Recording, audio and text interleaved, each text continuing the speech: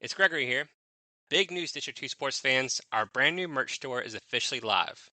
This show started from nothing but a passion for local sports, and thanks to your support, we've grown it into something special.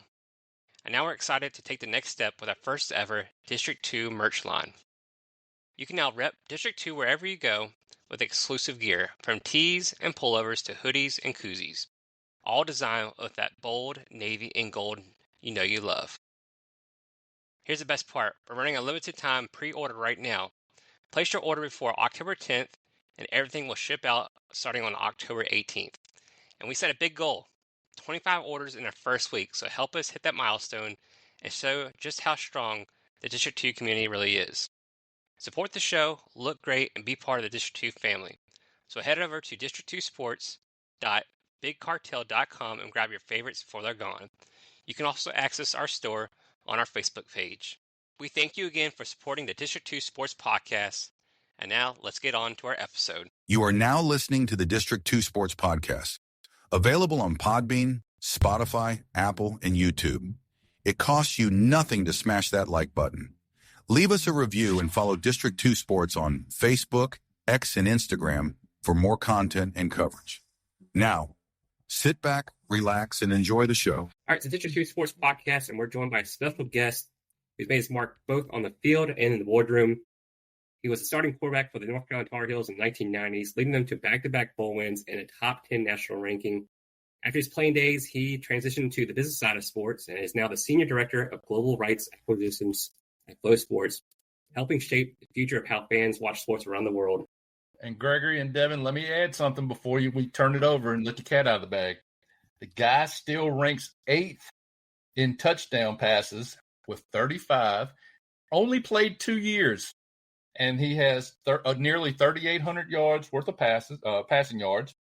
And listen, if anybody can be called the man, you know he's well worth being on the District 2 Sports Podcast. Yeah, I got that from Dre Bly. Calls him the man. So I'll let you finish up, Greg. He took the words right out of my mouth. It's Mr. Chris Keldorf. Chris, how you doing today?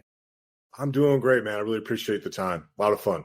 Well, we appreciate it. I know you're there on the Pacific Coast there. My first question, I think Big Greg Harden knows the answer to this, already looked up your history, but I wonder how a kid from Manhattan Beach, California, ends up all the way on the East Coast there at UNC, playing high school football and playing college football.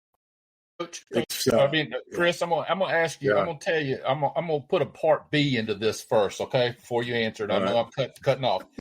How do you become a football player first and foremost, living in the shadows of LAX on the beach? Shouldn't you be surfing? I mean, isn't that what it's called for? Ain't that what you're supposed to be doing, surfing somewhere, or are you just too big? I love it.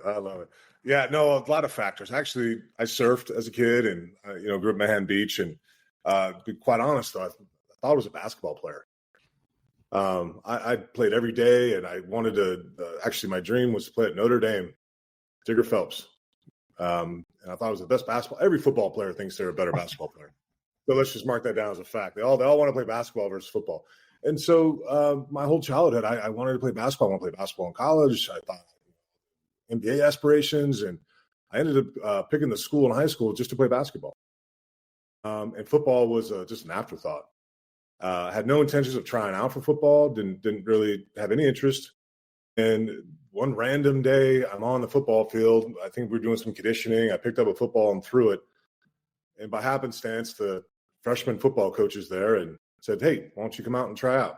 Well, I was convinced to go try out, and that year went 15-0 and had an okay high school career. But then I started falling in love with the quarterback position. Started learning a little bit more about it. Hey, maybe I have something here. Started getting proper coaching. Started learning the game from a different perspective. And then when it came from a college time, making decisions, the opportunities were so much greater and better playing football than they were for me playing basketball. So to pursue my education and potentially a professional career. So that's kind of how it was actually by accident that I got into football. When you were getting recruited and look at the next level, I mean, how did you take a visit to UNC? Did you go out and I guess they had like an official visit for you, or how did things go back then as far as recruiting goes? Yeah. Well, I took a little bit of a different path. I actually originally committed to Utah State. out of high school. And, they wanted to move me to linebacker, tight end. I was like, you know what? I put a lot of work in this position. I really like playing it. Maybe I need a couple more years of development. And so I went to a junior college, Palomar College in San Diego, and played 2 years, and then had some success. And then I started getting recruited by Ohio State, Oklahoma State, North Carolina. And I went on my recruiting trip to North Carolina, and I just fell in love with a couple of the teammates from my host, best friends to this day. Mack Brown was just the best storyteller, head coach a guy could have. I mean, I fell in love with, after him telling the UNC football story, I was in first day. And just the area, the Keenan Stadium, the setting, gosh, guys, it wasn't any better than that. And so I actually committed on the spot. So after spending 2 years of getting better in junior college, getting those reps that I needed, it was kind of perfect timing to hit UNC when I did. So I'll ask you now, because I know some of these stories are embellished when you start reading up on them. So you really did not know who Jim Zorn was? You didn't know he had played in the NFL? And he was the quarterback coach at Utah State. And he's like, son, I don't think you have a chance in this position. And I was like, well, I think we're going to agree to disagree. And at the point, I never saw him play, didn't know. I look back on that. I was like, gosh, how could you not know Jim Zorn? But now I ultimate respect for him. I just had a lot more to learn. And I just need to mature in certain areas. And I'm thankful for that time in JUCO. It was perfect. So I grew up a lot, learned the game a little bit more, had a lot more reps, and it was, again, perfect time to enter North Carolina. I'm sorry, Greg. I was going to say, I like this quote too by a former quarterback. I think it goes something to the effect of, quarterback, have one. El Camino Community College. I think that would be Steve Sarkisian. Yeah. Yeah, he beat me out. That's why I went to Palomar. He really cerebral guy. Again, smart, fundamentally sound. He was just so smart with a high football IQ. As you can tell now, he's head coach of Texas. And then I realized, that there was still this internal desire to go prove myself. And, when you have a couple coaches tell you no, that was my only motivation. Oh, you telling me I can't? Well, I'm going to show you. And so I continued to work, went down south to San Diego and Palomar College, and won the job. And again, I learned a lot during that time. But Steve, kudos to him, man. He was well beyond his years. So smart, so talented. So I'm not so sad I lost out to him. I just want to mention, so you transfer after 2 years at JUCO, and you actually play your 2 years at UNC. How big of a transition was it to go from playing, JUCO ball to playing at UNC in the ACC, but also stepping into a leadership role where you're the starting people? I guess you started a few games there in your junior year as well. So how did that transition go for you? It was difficult. I'm not going to lie. Football was the same. I was going in with a lot of confidence. Spring ball helped me. But when you walk into a stadium with 70,000 versus 500 folk in junior college, it's a little bit different. But the team treated me not as an outsider. They welcomed me almost immediately. They loved a different perspective. I came in and I competed at a high level, showed what I could do. So I earned respect early. And my surrounding cast, I had a couple good friends right off the bat, Jeff Saturday and Nate Hopgood-Chittick, and just wonderful human beings that kind of carried me through my time there and made sure that, I was positioned well for success. Made sure the teammates had respect. Make sure I, communicated with the coaches properly. Working with the media, that was a little bit new.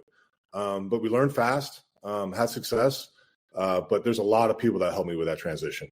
Yeah, I want to ask too, when you get there in 97, that's when, that defense is really starting to take shape. And, that's when that rude boy mentality kind of comes out with Dre Bly, right. Greg Ellis, Brian Simmons, all those guys. Talk about that experience as well, going against those guys every day in practice. To go against the number one defense in the country every day, you're only going to get better, right? And those guys were really good, from Brian Simmons to K. Mays, Greg Ellis, Brian Davis, Dre Bly, Quickie, Omar Brown. It's endless. They only made us better. I think, gosh, half that defense was drafted in the first 3 or 4 rounds. I got to imagine. I got to look back on it. But it only made us better every day. Very competitive environment, which I think allowed us to go really to the next level. When you're not seeing the defense like that every day and competing at a high level every day, well, that carries over into, the next week's game. And so every week was so competitive. And it does help when you're trying to throw slant routes or fade routes against straight bly. You better have good ball placement, right? But that was it was really cool to play with some of the best, and a handful of those guys won the Super Bowl. So it's really cool to be able to go back and say I played with a lot of those guys.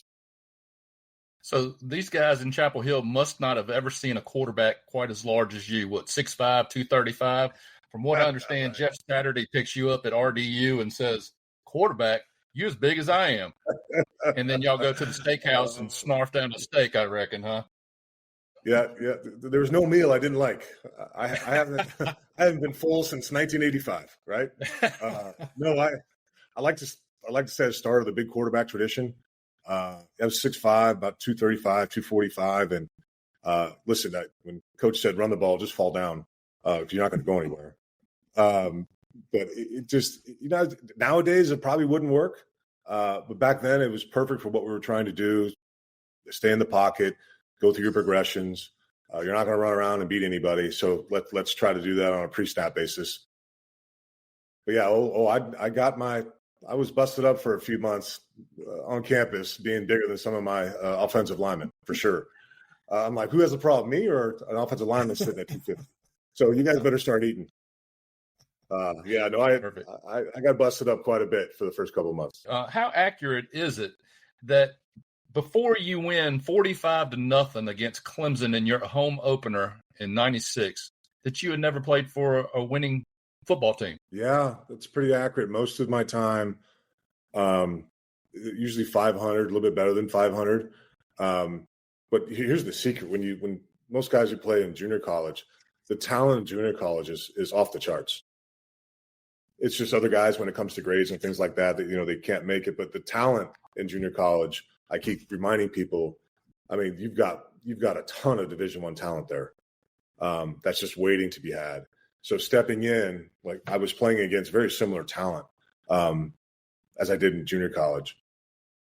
Again, we had Greg Davis, offensive coordinator, had us well prepared. It took a few snaps to calm down a little bit against Clemson. I'm not gonna lie to you, that was my first college game. But I remember just having a great game plan.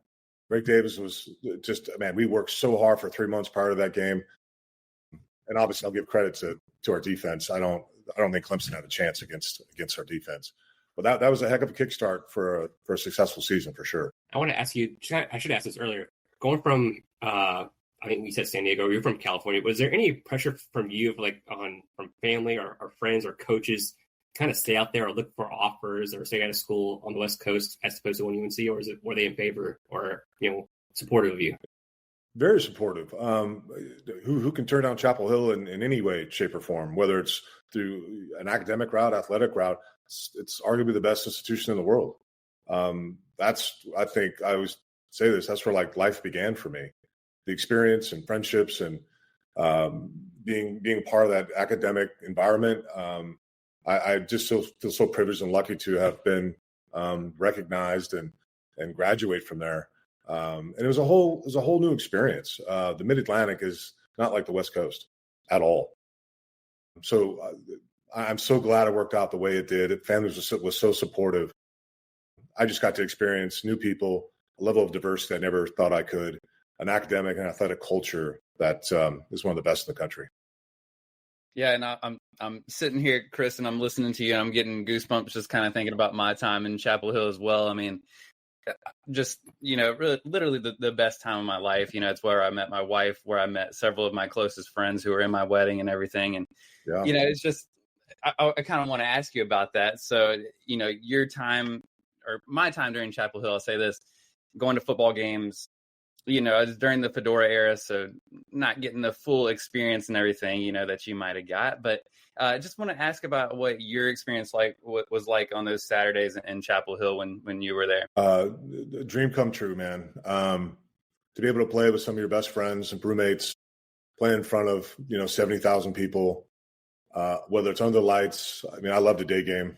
Nothing more beautiful than Kenan Stadium and the trees wrapping around the stadium. The smell back then they were playing on grass. I think they're back to grass, right? So just the smell and it's a whole different environment. And wearing that baby blue, Tar Heel blue was so special. Best uniform in the country.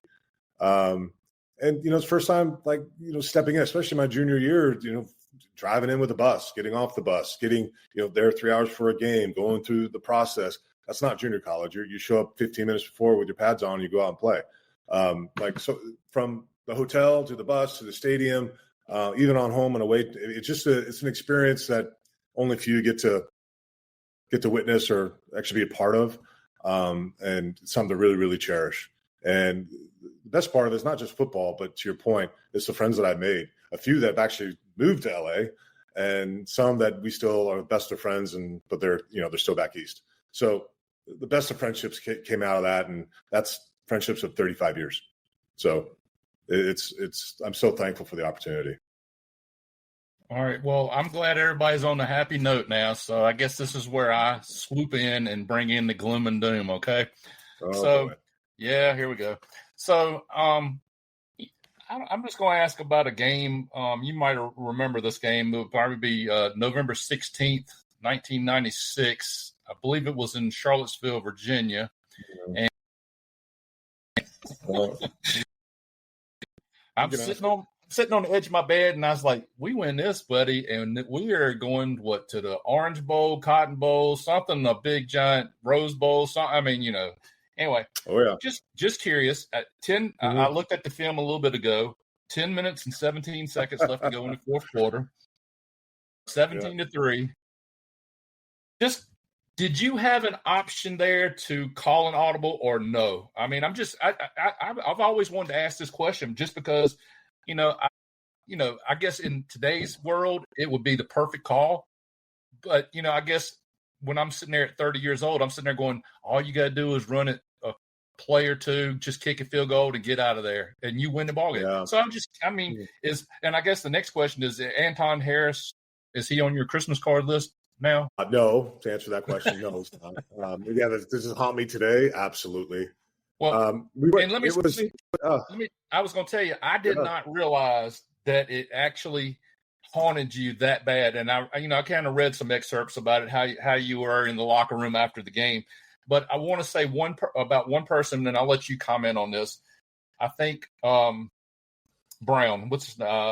Octavius Barnes. Yeah. Right. So he was who the pass was directed to, I'm assuming. But he says that you threw the ball. I mean, what a more positive comment. You threw the ball the perfect place at the perfect time. It was just a busted route and he couldn't get there or something, or he broke the route off. And he said nobody would ever put it on their shoulders like you have since then. Yeah. No, I own it, man, because we worked on that play all week long. It's a goal line pass play. You're 2 or 3 yards out. With the most efficient, smart thing to do, just run it off tackle. Shoot, we had Leon Johnson in the backfield. Just run it off tackle. If not, kick a field goal, and you still win the game, right? Like, when you're in the red zone, always reserve the right to kick the ball. That's kind of what goes into your quarterback's mind. You always have 3 points, so don't ruin that. But we felt really confident about this play that we worked on all week. And it's a little side adjust, run a little 2-step slant, and whether in front of the backer or behind, you find your hole and touchdown, right? And it was set up perfectly, and kind of funny, the arm's going, I see the ball, but then I see that backer, and I'm like, I can't stop the ball, and I can't. And as soon as I let it go, and then I get hit, and then all I see is 100 yards the other way. Devastating. It's even to this day. It's like, gosh, I wish I could go back in time and change that one moment.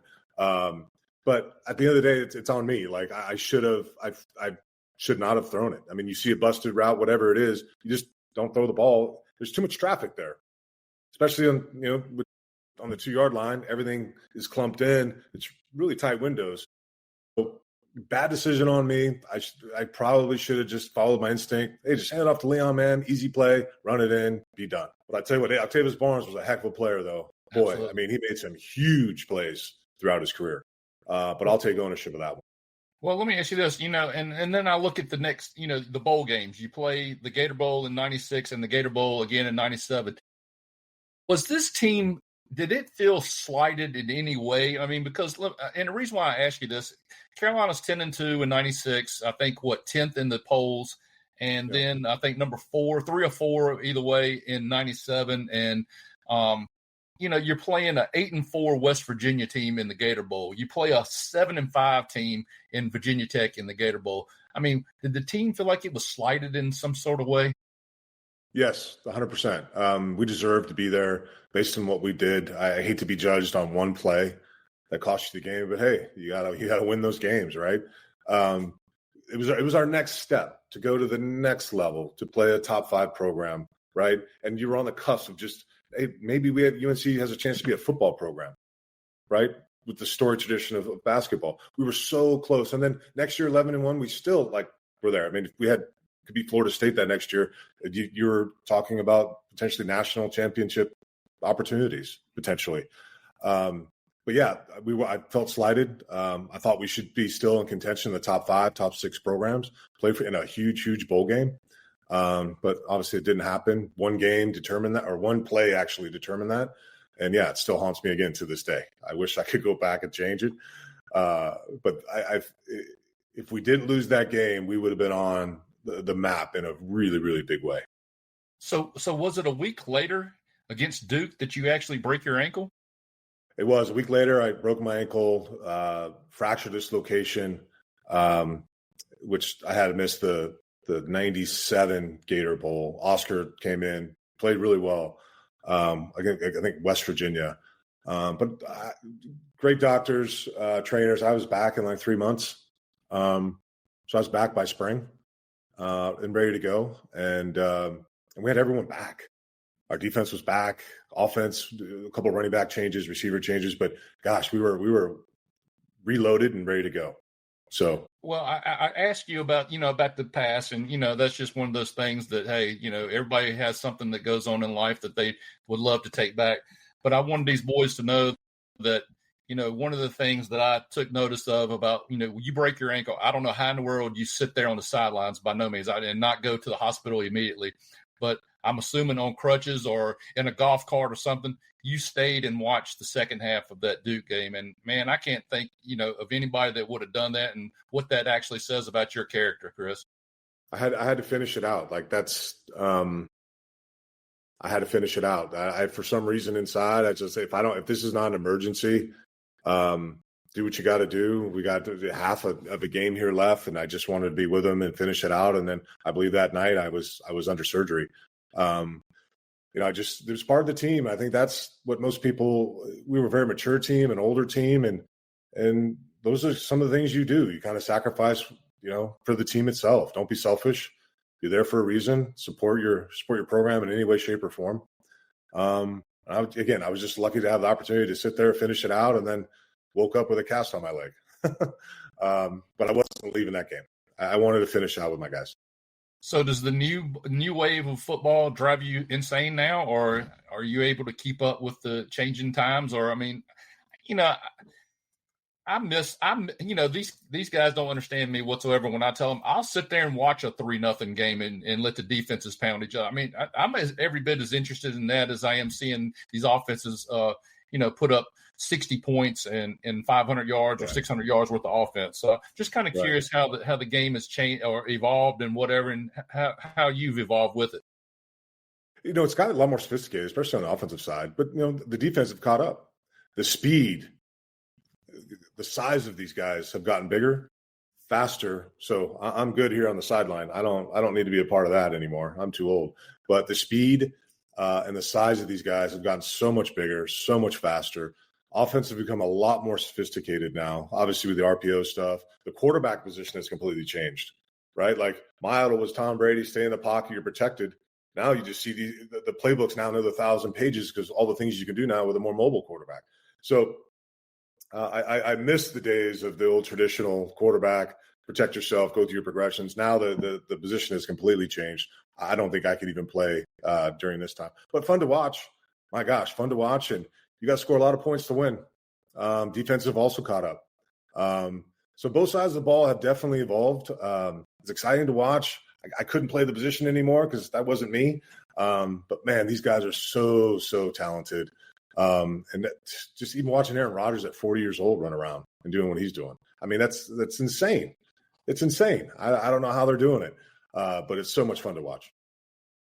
Yeah, these guys are going to get to you about Flo Sports and stuff like that. But I wanted to mention some of these things about at the time, and we won't say how many years ago it was, but at the time, single season record was 23 touchdowns thrown by Chris Keldorf, completed 201 passes, consecutive 300-yard games, 3, and then passes without an interception, 143. And I believe you only threw 5 interceptions and 338 passes. So, I mean, what a great job. What a, outstanding performance. I mean, I loved watching you. I actually liked seeing you move around and run over people, actually. So that was I didn't have much. Coach would be mad. He'd be mad. But the lessons there are, with Greg Davis, offensive coordinator, even Mack Brown, was they really coached efficiency, being efficient with the ball, with the time. And what happens when you break the huddle for the line of scrimmage, I've already gone through the play 1,000 times, right? So there's more to it than just getting up to the line of scrimmage. It's kind of figure it out, man. You've already done that 1,000 times in practice, even before you get the line of scrimmage. But efficiency was preached every day, being smart with the ball, less turnovers.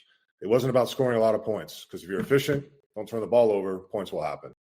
Right. So the coaches were so pivotal in that. And it's nice to have receivers with really good hands. I'm not going to lie to you. But gosh, I do miss it. But yeah, there's so many guys involved to make that happen. But they were smart, mature, practiced hard, studied hard. And that's how you're able to put up those kind of stats. So Chris, I was going to ask, obviously your head coach there in the 90s, Mack Brown, a guy who came back, for that 2.0 era in like 2019 or so. Just talk about what he meant to you during your playing career, and talk about how he, even during the 2.0 era, how he is still able to connect with kids and be able to recruit at a high level, and just, what kind of person he is. I say a storyteller, and he's one of the most genuine storytellers. He can get you almost excited about anything. He gave me the opportunity that changed my life. Forever grateful. I mean, football was part of that, but the mentorship, the guidance. I mean, he's student athlete first. I mean, I think we had a graduation rate of over 90%. I mean, so it was the holistic approach to the guys on the team that he really cared about, and he always pushed like it's a 40-year decision. This is not just coming here to play football for 4 years. I mean, I want the lessons you learn from here is pass on to your family, the person you marry. The lessons, passed down to your kids. And even to this day, we're still in contact. Just sharing stories. And I was just last week, sharing photographs of how young we were 20 years ago, taking a team photo, and he enjoyed that. I did too. And his legacy continues. He's still out and about sharing his story, raising money, whether it's here or North Carolina or Texas. I mean, he's still out and about. Wonderful stories, wonderful man. And a lot of the lessons I have from my own children is what I learned from him. And again, the opportunity he gave me changed my life forever. So I'm ultimately forever grateful for him. And I want to ask too, I mean, did you have a chance to watch Belichick's first game against TCU the other day? Yeah, I did. We got a little bit of work to do. That's okay. It's hard. I think 70 new players on the roster. That's hard to coordinate in a short amount of time. And new offense, new defense, special teams, culture. He needs a grace period to get everyone on the same page, and it just does. I mean, there's one thing to practice in the spring and the summer. It's another. Hey, this is the first official game, so the Charlotte game is good. I think we have Richmond this weekend, but he'll get back on track. One of the best coaches in the world. Great staff. He's going to get him back on track. But it's hard with 100+ guys to learn a whole new system, but he'll get there, 100%. Absolutely. And kind of going off of that, less about the negative side of things, that in that first game, but, really seeing the program kind of rise to national prominence again, and obviously Mack, taking us to the Orange Bowl a couple years ago was huge for the program and everything, but just seeing that UNC football being a national storyline. I mean, how important is that for you to see, especially when you guys kind of started that in the 90s there? It makes it. You made an impact. Like you hopefully started a legacy or started a story that's possible. You can win at North Carolina, right? And we won with guys that cared about school, right? They wanted to get their degree. They cared about playing football for the Heels. They high character guys, very mature guys. You can win at North Carolina. I think it's one of the most beautiful places in the world. And every year I'm hopeful that we can get back on track. But I'm always like, it's the best place to go in the world to play football, to get an education. I don't see any reason why you wouldn't want to go. We won 11 games. We should have gone undefeated. You can win there. There's resources, a great staff. It's a little frustrating, but they can do it. And you get the greatest coach in the world. So I think you're on the right tracks. Patience, and we'll see what happens here the next year or so. Well, Chris, I know you said that you couldn't play in today's game, but I think UNC might have needed you that game against TCU. I mean, you did throw for 415 yards and 3 touchdowns back when you right. played. So maybe, yeah. Maybe. I wanted to kind of transition more into your business side. So these guys might have more stuff on UNC, but when you finish your career there at UNC, it seems like a lot of guys who play football do go back into coaching or do something like that, in sports club, but you kind of chose to do more of the business side. So what went into that decision? And then how did you get your start into business? I know you worked at Nike, but you can talk about that too. Yeah. I went to a couple camps. I mean, once you get to that level, everyone throws the ball and everyone's big and fast. And so that didn't work. And I, with all the media stuff that I did throughout my career at Carolina, I was really interested in like sideline reporting. And so I started at ESPN, packed my car, drove up to ESPN, and I was part of Game Day in their research and data group, kind of learning behind the scenes of what life is like behind the scenes, gathering data, scores, highlights in real time. Real time back then was a little slow. And kind of learn the back end of the business. And I thought I really wanted to be a sideline reporter. So I did that for about a year and a half. I still had the itch for football. So I played in the Arena League for a year, loved it. It was awesome. But then I realized after a couple hits, I was like, guys, I'm good. I want to get started with my life. And so I ended up joining a sports marketing company back home called Student Sports. And we worked with Nike a ton around the world, around putting on camps for elite football players around the country. One of the best positions I've ever held. We started the Elite 11 quarterback camp. So everything was like just fit so perfectly and so authentically of what I wanted to do and serve the student athlete. It's kind of hopefully the experience I have, I can give it to them. And then I transitioned to a full-time employee at Nike, still in team sports. Did that for 3 or 4 years, and then ventured into sports tech. Came back to student sports. We were acquired by ESPN. So we were there for about 7-8 years doing content, storytelling, a lot of really creative work, still in the event game. And then from there, the company dissolved that portion, that business vertical within the company. And then I made some really good friends at ESPN that were now at Flo Sports. And when they needed someone to run their college vertical, they gave me a call. And it's been almost 4 years now. And we've had a lot of success, a lot of fun building what we call Flo College. So it's been, intense, but it's been a really, really great ride. I want to ask you more about your business side of things, your resume there. I mean, you've worked in different roles and even different fields entirely. So you've done sports marketing at Nike, ESPN, I think you did media development. You did the healthcare. Yeah, sports tech and healthcare. Yeah. So how are all those different fields and roles kind of helped you in your role today there at Flo Sports? It gives you a broader perspective of when you have to work with a marketing group, a tech group, a content group, even dealing with a commissioner and athletic director. It gives you a broader perspective on what the whole looks like, right? The whole business opportunity and what goes into it, what's needed to be successful. Much like running an offense, like there's a lot of parts to the sum that need to work together. And it's good to have as much knowledge as you can as to, what makes marketing go, what makes tech go. Be smart enough to have the conversation and build something really creative, build something successful, sustainable. So that's really helped me today with whether it's at Nike, understanding brand, sports tech, understanding kind of the back end technology that drives a lot of data driven opportunities.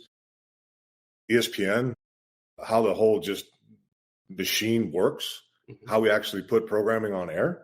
So all of that stuff has really helped myself just from an IP perspective to be successful at Flo. Chris, I'm going to ask you, just kind of throwing it out there a little bit, maybe a little bit facetious, tongue in cheek. Maybe there's 3 guys that are out there doing a podcast somewhere, maybe in Southwest Virginia. Maybe it's District 2 or some.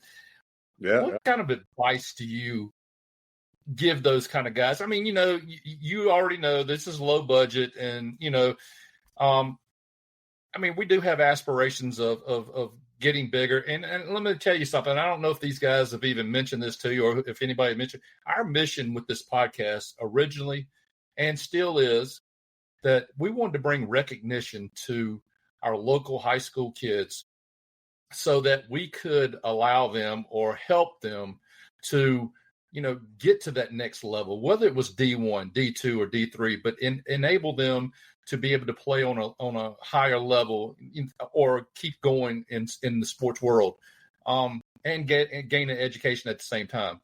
But what kind of advice do you or could you throw out to somebody that, in that kind of position?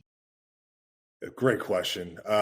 It's funny where your mission and vision is so aligned with Flo about serving the underserved. This is why I love what we're trying to do. Is serving the underserved, whether it's in lower D1, D2, and D3 athletics, there is no recognition. There is no storytelling. And these players deserve it. They've earned their right. Those student athletes, those institutions who put a lot of resources behind their athletics and their student athletes. And it's just been such a wonderful opportunity to give these student athletes a platform to not only show how they play, but behind the scenes. Because Flo is just not about streaming the event. There's so much storytelling, marketing, and social content that we aggregate and distribute on a global basis, not just within that small demographic, but on a global basis, which I love because now I get to give thousands of student athletes the recognition they deserve. And so, and how we do that is you got to stay authentic. Stay authentic to your community, right? You're doing this because you're genuine. You want to give them recognition, and you want to do it the right way. And I think that's what Flo's strength is. And I think that's why we're having a lot of success is we're authentic. We want to serve the student athlete that's unrecognized and put them on a global platform. We're a global media company. And we do so much more than stream the event. So we want to tell those stories. And that's, I think, what separates us from the rest. But any advice I give is stay authentic, tell the athlete's story in a very genuine way. And I think you'll have a lot of success in this space. Well, I want to mention, I've read some things that you said online and some of that, but I know you're a firm believer in Flo Sports' ability to compete in the streaming marketplace with ESPN and Fox and et cetera. And you kind of just talked about this too. How has looking into or covering more overlooked niche sports kind of translated into your success there at Flo Sports? Yeah, just because my people say, you believe in the mission and the vision, you got to buy in, you got to believe in it. And it comes across as when I talk to a potential conference or a member institution about what we're trying to accomplish together. There's nothing that salesy about it. I actually believe in what we're trying to do for your student athletes and for your conference. I want to take everything you do and put it on a global media basis. There's so much rich content. And again, back to saying these student athletes deserve this coverage. I was once there. I was covered with across a lot of media platforms. So I know what that's like. And they deserve the same opportunities and the same exposure that I had. They put the same amount of time into it, right? And a lot of them have aspirations to go professional. So I think we're in a perfect niche to be able to provide all the resources, storytelling, social coverage that we can, and distribute that across the globe. That's what gets me up every morning. And it's the mission and vision and what we're trying to do. I'm so bought in. Well, we cover the ODAC a lot, D3 football there, or just D3 sports in general. But kind of asked you what went into the decision to kind of pursue those D3 or D2 schools, and then also are you trying to basically get every D3 school or D3 athletic conference onto Flo Sports at some point? Yeah, at some point, I think because we want to be the essential destination for all of D2 and D3 athletics, right? Because there's no dedicated home right now. There's a lot of fragmentation. A lot of folks keep some are over here, some are over there. We want to bring it all together, much like ESPN has done for Division I. We want to be that essential destination for D2 and D3. We're well on our way, especially in D2. We've got some more work in D3, but we've got, I think, 8 or 9 partners in Division 3, and gosh, we'd love all 40. Because it's easier on the fan, easier on mom and dad, easier on anybody that wants to engage in this type of content to go to one location. Not just, again, to watch the event, but then for recaps, highlights, all the storytelling that comes with it that we also provide, which is a really, really cool space to be in. And the ODAC it's one of the oldest, largest conferences in the country, led by Brad Bankston, the commissioner. Great human being, became great friends throughout the process of partnering with each other. They've got great athletic content, very competitive. They fit our mission and vision and value system. It was kind of an easy thing to put together because everything aligns so well. So I think we just kicked off our partnership this fall. And one of the other things is I really want to align with good people. Doing work with good people, you're going to have a lot of success. And Brad and his members are really good folk to work with. I'll just say that. Chris, I've been in Danville, Virginia, pretty much all of my life.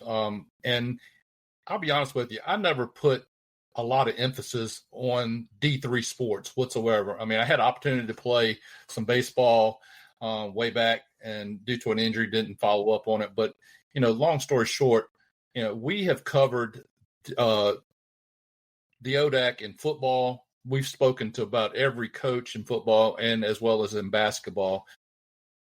One of my best friends now is Caleb Kimbrough, the head basketball coach at Hampton Sydney. And these boys laugh at me when I say that. But I just want to say, which I guess what I was kind of getting at is, what is your relationship with everyone, or have you been able to meet all? I just wanted to find out, how your relationship is with Brad. I just think it's a wonderful conference to work with. I mean, Everybody is so professional. Just 3 guys off the street basically doing this podcast. We've been welcomed into the fold like it wasn't no tomorrow. They've been so professional with us, and I can't say enough about the ODAC. Yeah, no, it started with Brad, and it's trust and authenticity and transparency. And you take that value system and you apply it to everything you do. So you kind of package what the opportunity is, how it can provide greater awareness, exposure for the ODAC. It's great for the student athlete. Kind of Brad and I bought into what the opportunity could be. And then you just start having very authentic and genuine conversations about what this thing could look like. What works for you, what works for us, because it has to work for both in order for this to have success. Was able to talk to a handful of athletic directors, and they were on board. Because again, in all of this, you put the student athlete first. What is best for them? What do they want? What are their desires? And if you can do that, and Brad and I had hundreds of discussions about that, you're going to win. You're going to win long term. And I think that's what the ODAC represents. They've got a tremendous group of athletic directors, a great historical athletic history, obviously led by one of the best commissioners in sport. But you got to lead with authenticity, trust, transparency in order to really put a good partnership together. And I think that's what we've done. And Chris, when it comes to adding a new conference, to the Flo Sports, market or whatnot, or, when it comes to adding a new conference, is it more about casting a wide net, just sending emails out to see if conferences are interested, or is it more where you have to do your research on the conference and then you reach out to that one individually? I mean, what is kind of the background behind that? It's on an individual basis. You want to do your homework. You want to understand who they are, any historical facts, who their memberships are, what sports they play, learn a little bit more about the athletic directors. I mean, it's a fair amount of due diligence because you want to make sure it's a good partnership. Probably some conferences that wouldn't be. They prefer to go another direction, and that's okay. We know that we're not for everybody. We would like everybody to be on one platform, but we know that that's not the case for everybody. And again, if we're not authentic to you, and it doesn't align with whatever your core values are, we're perfectly fine with that. But there's an extensive amount of homework that goes in prior to doing any outreach with a conference, for sure, just to make sure we're aligned and that there's a pathway for success. And we talked to Mr. Bankston about the Flo Sports contract and stuff like that, and the 5-year contract. As far as the operations go, I mean, I think Flo Sports is, I don't get the money wrong. I think it's like $50 million. They're trying to help these schools kind of get their production up. So you can talk a little bit more about that. And Are there certain earmarks you're looking for, or marks that you're wanting to achieve year by year, as far as like viewership, how this goes with the ODAC, or just Yeah. Flo's going to invest $50 million and already is in the college landscape. That comes in the form of rights fees or helping schools with production, because not every school does a great production, and that's okay. We've got a lot of expertise and IP at Flo to help some of the schools that are already doing it pretty well, but also help those that aren't, and getting them up to a certain level of production quality. But that's our job. That's our expertise.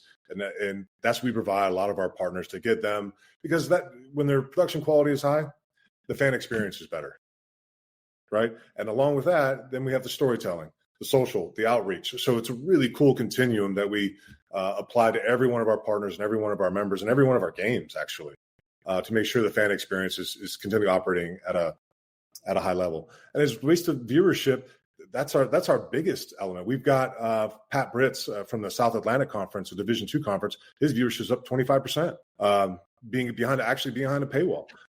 All the things we're doing from a promotional standpoint. We're a global media company.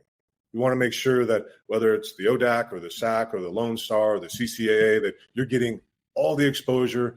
We're utilizing all the tools we have from, again, YouTube, Facebook, Instagram, Flo College, Flo Sports, affiliate media partnerships. Maybe one day District 2 could help us continue to tell these stories, push these stories on a global basis, and that's what we do. That's the advantage of being with Flo, is that we will push you push you from a global perspective and continue to drive your message, create greater awareness and greater engagement. Chris, I know we've talked about Flo College and Flo Sports. Is there any such animal that may be recognized as Flo High School or anything to that effect on that kind of level? We do cover some high school content for sure. We've also realized that a lot of the high school stuff, the folks that want to watch it are actually on site. But when high school opportunities come our way, we certainly give it an evaluation and see if it's best for them and for us. But yeah, we do a fair amount of elite high school football games, some basketball games for sure. So we're always looking at good high school content when it comes available, for sure. So I mentioned back to that production part, like you mentioned, like helping some schools out. Like I watched the game, the first game for D3 like last Thursday, and production wasn't always there. And then I watched games on Saturday, and different schools, and production was great. Yeah. So I had no problem with that. So when these games are on TV or on Flo Sports streaming, do you go back and kind of review them and kind of give them some tips or like some options to kind of move forward and kind of better their product as well? It's constant. It's constant feedback loop. It's almost daily of, there's some institutions that just want to understand how to use their equipment. They have the right equipment, but how to use it properly. Do you need one more camera for football or for hoops? We'll help guide you on what the best product is to use. So there's just a lot of back and forth because, again, we're invested into the quality of this programming as they are, right? So we want to ensure you have the right equipment, you're using the right equipment, and you have all the tech and partnership support that you have to make sure that we're delivering a quality product. And so far, there's still some schools that need help, and that's fine. We give them a grace period, which is great. It's a learning experience, right? But we are as invested or more than our partners to make sure that what they're delivering meets a certain expectation. I do want to ask you about, you talked about fan experience earlier. How much you guys pay attention to social media, or how much do you guys interact with people on social media as far as like they have any critiques or any like blessings of what Flo Sports has done so far this season? Yeah, I mean, it's constant, whether it's positive or negative, and it's okay. I understand the positives, but I kind of like to understand the negative too.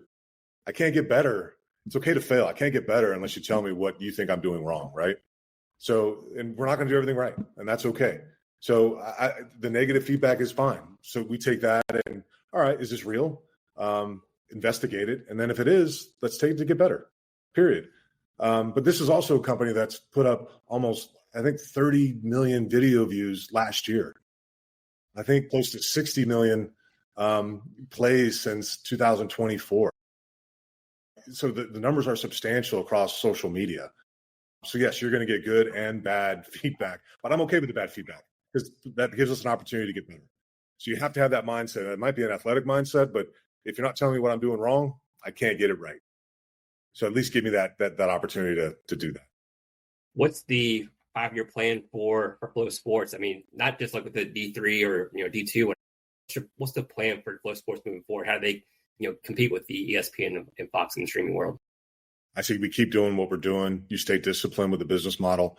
You keep going after relevant, authentic partnerships, not just in Flo College, but we've got Flo Racing, Flo Cheer, Flo Hockey. We're really big in hockey, really big in wrestling. You continue to grow our sports every day and stay authentic, continue to evolve our platform from a technology standpoint, looking at utilizing AI as it relates to scoring, automated highlights. So you just continue to stay authentic in what you're doing. It's working so far. It's when you get undisciplined, you may lose, but staying long-term, making the right investments.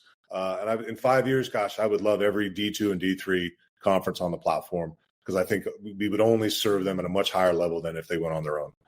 But that'd be ideal. But again, the key is stay authentic, stay disciplined, and success will come. Well, Chris, I'm a firm believer, and I'm probably going to get the quoter wrong here, but it's either Michael Jordan or Wayne Gretzky, but it's one of those two. I always give Michael the credit. You miss 100% of the shots that you don't take. And Right. Just my thought process is that, I love the platform of Flo Sports. I made mention the other night when we talked to Brian that if you don't get involved with this, I think you're absolutely crazy. I mean, the numbers make sense to me. Total sense to me.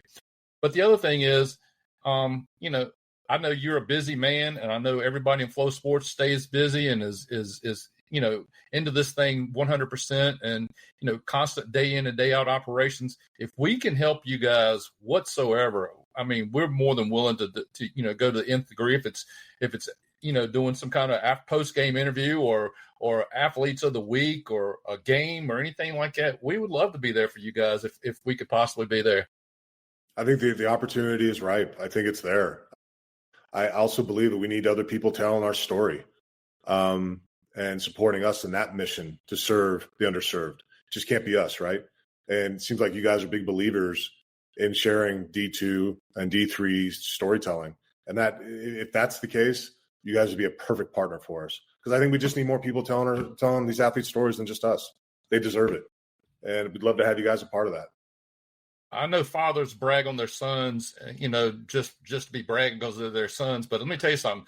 These two, and I have a wee part of it, but these guys put out a recruiting billboard basically for basketball and football. And I mean, Devin's a guru through and through, and he knows, he starts speaking people's names and numbers, and I'm just like, that's Chinese to me, And but anyway, I just, that's something that they've done to the nth degree, and a lot of people are paying attention to that, and a lot of, I guess I'll go ahead and say it, a lot of ODAC coaches, whether football or basketball, they're paying a lot of attention to it, and I think you'll find some of these athletes are on some of these rosters.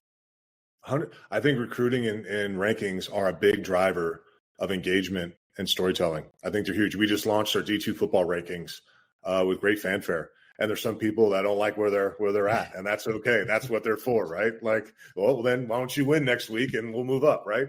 And I think, but that's good for the D2 brand itself, right? D2 rankings powered by Flo, but there's an algorithm of how we do it, and I'm not smart enough on the algorithm.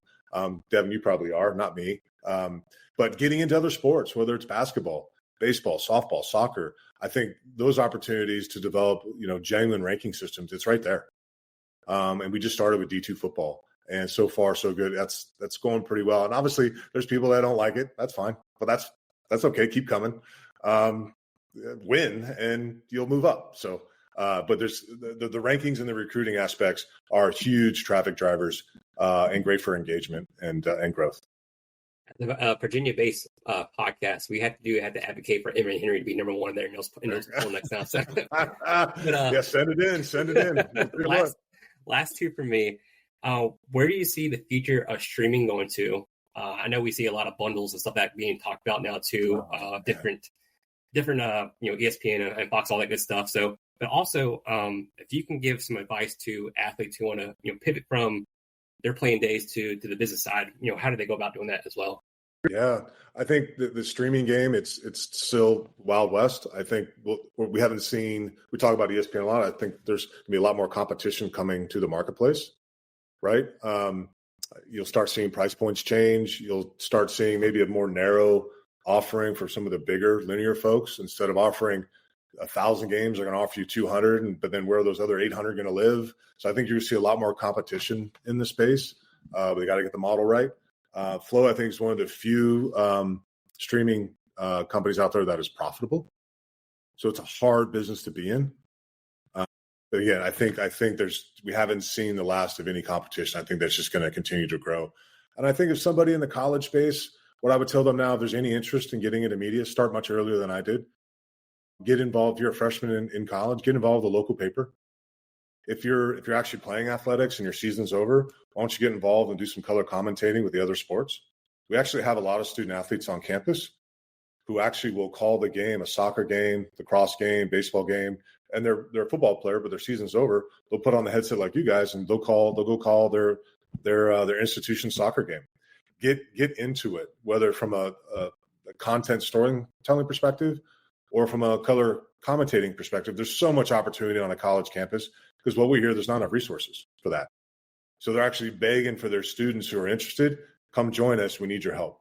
So it's low-hanging fruit. It's right there. So anybody that's a freshman in college, sophomore in college that wants to get involved, I promise you, they won't say no because there's a lot of schools lack those resources and they take you on in a heart. Well, I'll say this too, Chris. We were kind of talking about rankings and stuff. We usually like to. Well, I usually like to fudge around with some numbers and use different formulas. And so I'm not smart enough to come up with my own equations to come up with a ranking system, but ChatGPT is. So.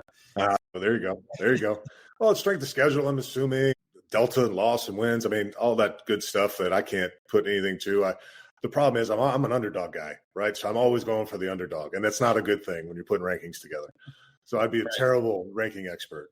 I'm like, I always vote for the underdog. I don't know. I just want to keep them fighting. But again, to your point, I mean, the rankings piece is a big initiative here at Flo. So that's an area where you guys could help us. I'm sure that'd be very, very welcome. Chris, did you just say that you pull for the underdog? I wanted these two to hear this because, here I am, we're in a state of Virginia where we're surrounded by a lot of 1A and 2A teams in high school. And, I'm kind of like, if you're 1A and you're good, you deserve to be in the poll. I got a couple of kids here that sometimes they just don't see like Dad does. It's hard, especially when Dad says it's hard. For sure. That's why I'd be a terrible person to put rankings together. I'd just be awful. I know they're elite. I want to give the underdog a chance. But yeah, no, that's a tough household to have that conversation. Chris, I'm going to ask a couple more questions and then yeah.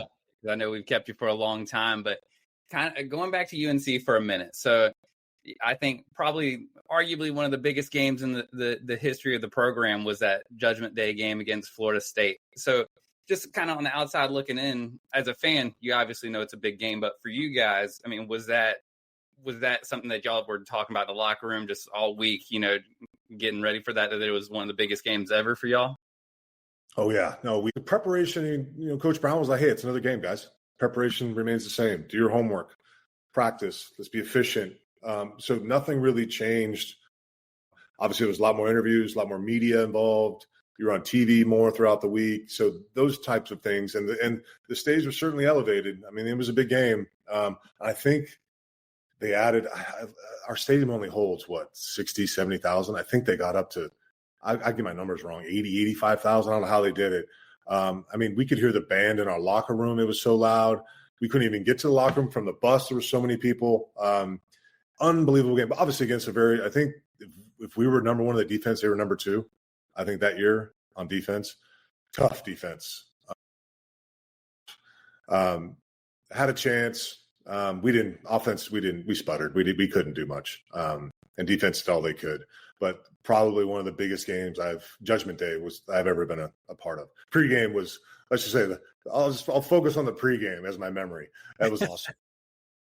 Gotcha. And then last one for me. So I don't know how often you're able to make it back to Chapel Hill, but when you're in town, I mean, where are you going? Topo? He's not here. What place are you? You gotta go top of the hill. Yeah, it was one of my first jobs in Chapel Hill when it opened. Obviously he's not here, right? You got to get the cup, the chirp. Yep. There's a couple places that aren't there anymore. We used to in college with Four Corners. was a big spot. Players was a big spot. That's no longer there. But you got to go to He's Not Here, and you got to go to the top of the hill if you're there for a few days. You have to. Absolutely. Well, Devin, what's our biscuit place? Timeout. Timeout. Yes, sir. Yeah. So Timeout was there, but it's no longer the same location.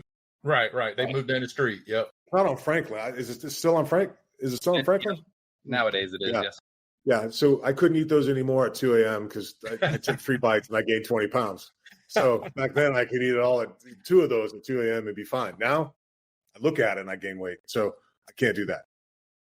Well, we'll go ahead and end it here. There's a time and a place to control your bias, but for me and for the other guys on here, Gregory's a Florida Gator fan, so he's not like me and Big Greg here, but we're absolutely smitten to have you here, Chris, and we just want to thank you for your time. So that's Chris Keldorf, former UNC football quarterback and current. Let me get this right. Current senior director of global rights acquisitions with Flo Sports. So, Chris, we just want to thank you so much. Well, thank you guys for having me. That was a lot of fun. I appreciate it. Anytime or any help you need, let me know. Happy to join you guys again. So have an awesome weekend. Take care.